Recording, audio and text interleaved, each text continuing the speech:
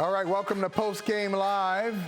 And the Patriots surprisingly go to overtime with the Green Bay Packers, but they fall. A late Mason Crosby field goal from 31 yards gives the Packers the win at home at Lambeau Field. They win it 27-24. Welcome into the show, brought to you by your New England Ford dealers, Michael Holley, alongside Tommy Curran, Ted Johnson. We'll catch up with Matt Cassel in just a second, but Tommy, lead us off. Your thoughts about this game?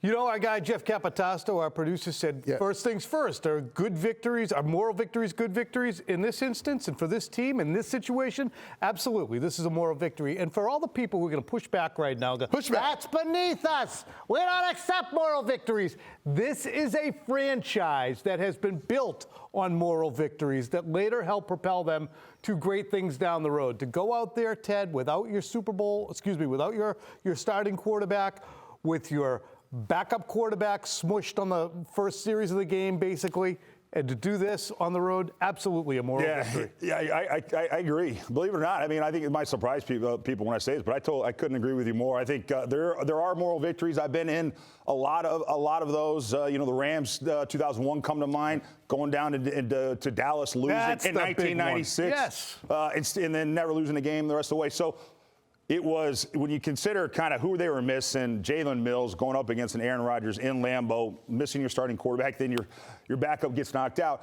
I will say this, guy, I just think it was a gutsy performance by the Patriots. I really do. I thought they came to play, and although the defense couldn't hold it together quite at the end, I thought the defensive performance for the most of this game was pretty damn good. And in the offense, I thought ran the ball as good as you're going to see an offense run. So there's some things to build on from this game. So I had one moral victory from Tommy Curran, two moral victories from Ted Johnson. Matt Cassel joining us, our quarterback.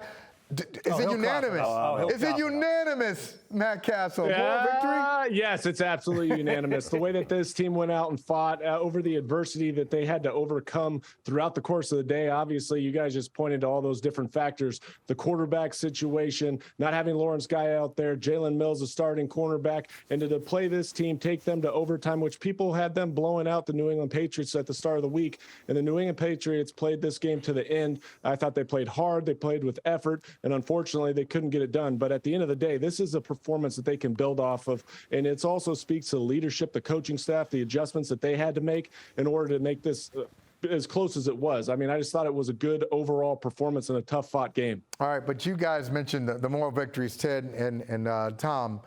1996, the Cowboys, you lose that game, but you're going to the Super Bowl. 2001, you lose that game to the Rams, but you're going to the Super Bowl. Now you're 1-3. The flip side is, you're 1-3, and where are you going? The Jets won today. They're 2-2. The Bills won today. You're behind. You're in last place. But in the AFC East. So do you still feel good about touting a moral victory? You're in last place, but you're about to get to a bunch of cupcakes coming up. There's 5 teams that they got coming up right now that I think are beatable teams, that are winnable games. So I kind of like where they're at right now as far as just going into the next, 5 games before the bye week, Tom, to play, when you got the Detroit Lions and you got the Cleveland Browns after that. So it's just, I think it's kind of, the schedule sets it up so that the Patriots can, I think this is a team, guys, that needs all the emotional kind of, anything to hang on to and build off of and positivity moving forward because of where they started in training camp. Yeah, the middling opponents I described them as that the Patriots are going to see over the next few weeks with a 1-3 record should make them feel good. And people on social media say, middling opponents, aren't the Patriots that? Yes, they are. And I'm sure those teams are looking forward to playing them. But they're going to go up against a Patriots team that gained traction from the time they came out of training camp. You can look at that first game, and as bad as it looked during that first game against Miami, they lose 20-7. And you're like, they have no flow on offense. They have breakdowns. They shot themselves in the foot. And that's going to be that way for a while. Well, then they won at Pittsburgh playing better. And then they lost to Baltimore, showing that if you don't shoot yourselves in the foot, that could have been a win. Then you go and get this kind of resourceful loss on the road. 1-3s are not all created equal. And this team right now is in a 1-3 spot that we kind of expected they might be in. But they're in a better spot in terms of, as Ted was pointing out, just their momentum. But let's go inside that moral victory bubble, Matt Cassel, and you tell me, I know they played hard and they were resourceful. Did they always play smart? Is there a scenario, when you look at the game, you look back at this, and they lost it in overtime, is there a scenario where you say they could have won the game if fill in the blank? They could have won the game if. It's really tough to say and to second guess the coaching staff and what they had to do today, especially considering that they had their third string quarterback in there. You're trying to get him into some form of a rhythm, make sure he doesn't lose the game for you. I thought they came out in the second half. They went down and scored on their first 2 possessions, touchdowns, that is. They ran the ball effectively and efficiently. They protected him.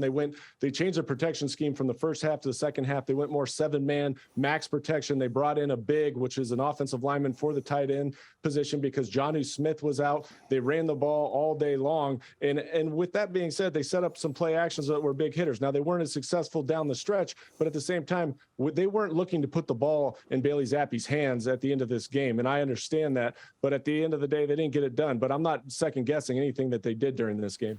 Fellas, how about you? I mean, you look at the situation where Bailey Zappe is there. They're backed up at the 1. Mm-hmm. They put it in the belly of Ramondre Stevenson. He gets them out of trouble a little bit of breathing room, 3 or 4 yards.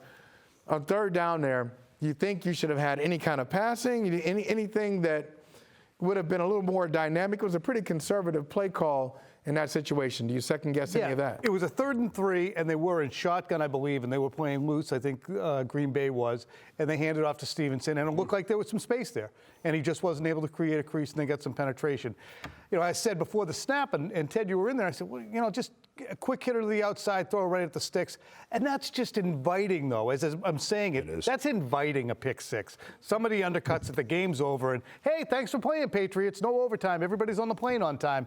So extend the game as long as you can. Don't lose it right there. Yeah. And they didn't do that. I'm having a hard time trying to answer your question, Michael. I feel like the Patriots. I don't have a problem with any of that. I don't think at this point they're trying to just they're trying to survive. Hang on. I mean, they're trying to get into overtime at this point. And in that third down play they had in overtime that Bailey Zappe got sacked on, the 2 wide receivers ran into each other and they got picked. It was a good job by the defense to kind of jam the receivers, or else there might have been a play there as well. But it's hard to kind of second guess really what the Patriots did. I understood they were just trying to get to overtime. Don't screw it up and lose the game in that situation. I have no problem with those sequence of plays. Now, we talked about the soft part of the schedule coming up, Matt Cassel, and the Patriots are 1-3, a middling team looking forward to playing other middling teams. So, hey, you suck. No, you suck. You suck worse. But, back and forth. But I'm wondering, we're missing the lead. The lead is who's going to be your quarterback when you play the Lions at home? Will it be Mac Jones? Unlikely. Will it be Brian Hoyer? Will it be Bailey Zappe? And does that change the way you feel about the Patriots in the next month or so? Presuming health for those 2 guys. Yeah, I mean, depending on who's there. Presuming health, I mean, obviously you'd love to have Mac Jones back and even Brian Hoyer. I just think he brings more to the table with his experience. Bailey Zappe, I thought he got in there today and he competed, but at the same time, you saw the inexperience show up with the delay of games, and they were fortunate on the second TD pass or his first TD pass, but the second time they had a delay of game there too. You saw him also hold on to the ball a few times where I felt like he could have thrown it away. So again, having a veteran presence back there like Brian Hoyer, that would be much more ideal while Mac Jones still recovers and we don't know his status. But at the end of the day, you saw that they can go out and compete. They're just going to have to absolutely adjust that game plan and what they do going forward. They're going to have to really rely on the offensive line and running the ball with Ramondre Stevenson and Damian Harris. Look, I think if Brian Hoyer is able to play, I mean, that's ideal. And I think with the next 6 opponents that the Patriots have, you guys, I think it's realistic. And I think the Patriots fans should expect the Patriots to go at least 4-2, right? And the Patriots last year, don't forget, I think they were 1-3. They started off 1-3. They did. And then what did they do? I think it was the next 7 games they won, I believe. They ripped through some bad teams. So and they ran into some bad teams when they went on that 7-game winning streak last year. They're about to go into a schedule here where there's a lot of cupcakes in the next 5 weeks. And I think you can kind of keep your head above water with a Brian Hoyer. And maybe to some degree a Bailey Zappe, but more of Brian Hoyer. If he's able to get out there and play, I think they can go 4-2 in this next 6 games. It's wild, though, and I think that we would all agree that if you're sitting in Detroit, Cleveland, Chicago, New York, or Indianapolis, you're going, If we can't beat the Patriots and Brian Hoyer or Bailey Zappe while Mac Jones is out, Right, exactly. What are we even doing out here? So, I mean, that's what's going to be fascinating to watch over the next. So, presuming they are hosting Detroit next week, presuming that Brian Hoyer is good to go, knock on wood. I wonder if that should have been a flag, by the way. That looked like full. I was going to say. Either way. Yeah. But, and just before you complete that thought, you said presuming. After what we saw with Tua, there's a lot of emphasis now on head trauma. Back to it, okay? We used to talk about it, then we stopped talking about it. Now with Tua Tagovailoa and what happened on Sunday and Thursday, that combination.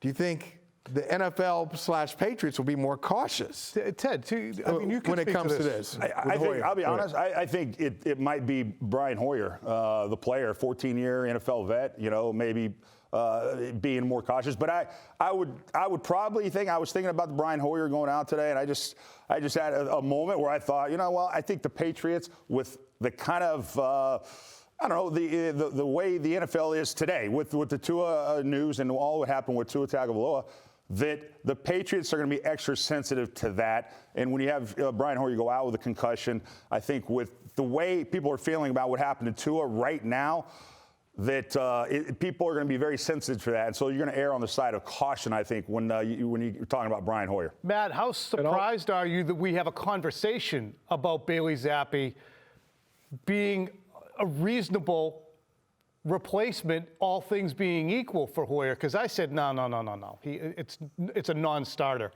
But are you semi-stunned at how well he played? I am. I thought he handled the situation really well. I mean, anytime you're thrust into that type of environment, it's a hostile environment on the road, your first real playing time. I thought he calmed his nerve, played really well, stepped up in big moments in the second half. And look, anytime you play that way as a rookie, there's going to be mistakes that are made. And as I said, there's some plays that you wish he would have thrown the ball away. But all in all, I thought he played really well down the stretch. And he's a guy that, with more reps throughout the course of the week, with more understanding of what they're doing, maybe some more repetitions with these guys and the wide receiver, he could get a lot better, just this week. And that's a complicated situation right now surrounding the Patriots quarterback position. One, Mac Jones, where he is, but Brian Hoyer, when does he pass concussion protocol, right? Is it Wednesday? Is it Thursday? Is he still able to play? He's going to miss reps. And at the same time, if you're on the fence about whether or not Hoyer's going to play, you want to get Bailey Zappe as many reps as possible this week going into this Detroit game, because that'll just help him further progress in terms of just quarterbacking this team.